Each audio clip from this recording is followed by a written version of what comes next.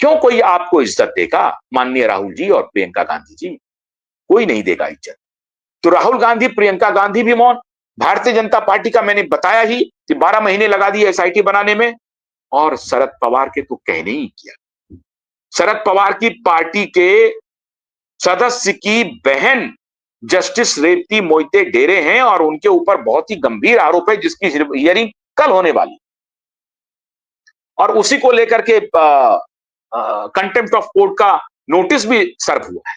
लेकिन अच्छा हुआ, कंटेम्प्ट ऑफ कोर्ट का नोटिस तो सर्व हुआ, लेकिन जिस मुद्दे पर कंटेम्प्ट ऑफ कोर्ट का नोटिस सर्व हुआ, वो मुद्दा पिछले 2 साल से माननीय अदालत के समक्ष रखा हुआ था, धूल फांक रहा था, वो मुद्दा भी अब हियरिंग के लिए आ गया। तो कंटेम्प्ट तो जरूर का होगा, लेकिन उस मुद्दे की भी सुनवाई होगी, और वो मुद्दा इतना गंभीर है कि माननीय जज को जवाब देना पड़ेगा। जो तथ्य सामने लाए जाएंगे अदालत के सामने, उसका जवाब देना पड़ेगा माननीय जस्टिस रेवती मोहिते डेरे जी को। चंदा कोचर को कैसे बेल मिला, उसमें आपने क्या ऑब्जर्वेशन दिया, और भी बहुत सारे मामले हैं। ये तो एक आध दो मामला जिसका मैं जिक्र कर, बहुत सारे मामले हैं। मेरा यह कहना है कि मुंबई के वर्तमान पुलिस कमिश्नर ने अगर अपने रिटायरमेंट को एजेंडा बना करके एफआईआर दर्ज नहीं किया, तो उनके खिलाफ सख्त से सख्त कार्रवाई होनी चाहिए। अगर वो उद्धव ठाकरे के इशारे पर एफआईआर दर्ज नहीं किया, तो उनके खिलाफ सख्त से सख्त कार्रवाई होनी चाहिए। और अगर भारतीय जनता पार्टी के कहने पर उन्होंने नहीं किया, तब भी उनके खिलाफ होनी चाहिए। यह सवाल जरूर पूछा जाना चाहिए कि 1.5 महीने तक कोर्ट के आदेश की अवहेलना, कोर्ट का आदेश है कि अगर इस तरह का कोई क्राइम आता है और डिसीज्ड के घर वाले आकर के कंप्लेन करते हैं, तो एफआईआर करना मैंडेटरी है। उसके बाद भी आपने एफआईआर अगर नहीं किया, तो आपके खिलाफ लीगल प्रोसीडिंग शुरू होनी चाहिए। आप तो सोच रहे हैं कि बच जाएंगे, लेकिन आपको पता नहीं है, जब मैं ये शो कर रहा हूं, मैं माननीय अदालत से यह अपील करता हूं कि इस बेहद महत्वपूर्ण विषय को संज्ञान में लीजिए। मैं मिलॉर्ड से यह अपील करता हूं कि अब आपके हाथ में इस देश को बचाना लिखा हुआ है। अगर आप नहीं खड़े होंगे, तो ये भ्रष्टाचार का जो जाल चल रहा है, जिसकी आग आप तक भी पहुंच गई, न्याय के मंदिर तक पहुंच गई है, आग पहुंची, बिल्कुल आग की लत। अब 15 करोड़ उसमें जले हैं कि 100 करोड़ जले हैं, मुझे नहीं, लेकिन 7 दिन तक उस खबर को दबाया भी गया। तो भ्रष्टाचार की आग की लपट आप तक पहुंच गई, और वो लपट ऐसी है जिसमें आपकी साख जलकर खाक हो, आपकी पारदर्शिता जलकर खाक हो, आपका परसेप्शन खत्म, परसेप्शन ऑफ क्रेडिबिलिटी जिसकी बात कह रहा था, वो भी खत्म। तो मिलॉर्ड, ये आपके लिए बहुत बड़ा अवसर है, जब आप अपनी खोई हुई प्रतिष्ठा, अपनी खोई हुई साख को दोबारा पा सकते हैं। ये बहुत बड़ा अवसर है, जब आप इसमें शामिल जितने गुनहगार हैं, कवर अप करने वाले लोग हैं, जितने बड़े बड़े पुलिस ऑफिसर हैं, पॉलिटिशियन हैं, जो एक्चुअल मर्डरर हैं, उन सबको लाइन पे लीजिए और उन सब के खिलाफ कठोर कार्रवाई का आदेश दीजिए। और आदेश ही मत दीजिए, आदेश की तामील करवाइए, टाइम बाउंड तरीके से उसकी तामील करवाई। कहिए कि जिन्होंने ये गुनाह किया है, उनको सलाखों के पीछे जाना पड़ेगा और उनको चक्की पीसना पड़ेगा। ये जब तक आप नहीं कहेंगे, आपकी साख नहीं लौटेगी। ये बड़ा अवसर है आपके लिए, और पूरे देश की निगाह अभी आपके सामने है। और मुझे पूरा यकीन है कि जस्टिस सारंग कोतवाल साहब हमारे इस अपील को ध्यानपूर्वक सुनेंगे भी, देखेंगे भी, और इस पर जरूर वो कुछ ना कुछ फैसला करेंगे। आपका अगर ये फैसला आ गया, बड़े बड़े गुनहगारों को आपने जेल भेजने का रास्ता साफ कर दिया, फैक्ट्स के आधार, सच्चाई के आधार। मैं ये नहीं कह रहा हूं कि जबरदस्ती पकड़िए जेल में डाल दीजिए, बिल्कुल नहीं कह रहा।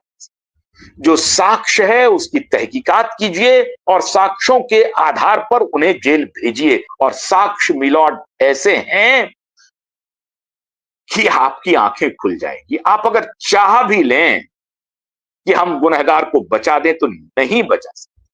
ऐसे ऐसे ओपन एंड सट साक्ष्य हैं, ये पूरा ओपन और उसी दिन सट हो जाएगा, एक दलील में खत्म। तो आप ये निश्चिंत रहिए कि साक्ष्य के अभाव में आप किसी को बचा नहीं पाएंगे। साक्ष्य इतने हैं कि आप गुनहगारों को जेल जरूर भेजेंगे। इसलिए यही एक मौका है जहां आप अपनी साख को बहाल कर सकते। 30 अप्रैल का दिन बेहद महत्वपूर्ण दिन होगा मिलॉर्ड आपके लिए और पूरे जुडिशियल हिस्ट्री के लिए कि आपने संज्ञान लिया और आपने फौरन उस मुंबई पुलिस कमिश्नर को बुलाया कि आपने किस कानून के तहत ये एफआईआर सतीश सालियान का दर्ज नहीं किया। अगर आपने ऐसा कर दिया तो ये जितने कैरियरिस्ट पुलिस ऑफिसर्स हैं ना, जो अपनी खाल बचाना चाहते हैं, दुम हिलाते रहते हैं, अपने आका का दुम हिलाते रहते हैं, ठकुर सुहाती करते हैं, चमचागिरी करते हैं, सैकोफेंट बन गए, ऐसे सैकोफेंट ब्यूरोक्रेट्स को, ऐसे सैकोफेंट पुलिस ऑफिसर्स को सबक मिलेगा कि तुम अपने तरीके से कुछ भी सोच लो और कर लो, उसके बाद क्या और मुंबई में एफआईआर दर्ज नहीं हुआ। हो सकता है कि रेप के भी मामले में कई एफआईआर दर्ज हुए हों जब ये एप्लीकेशन गया होगा।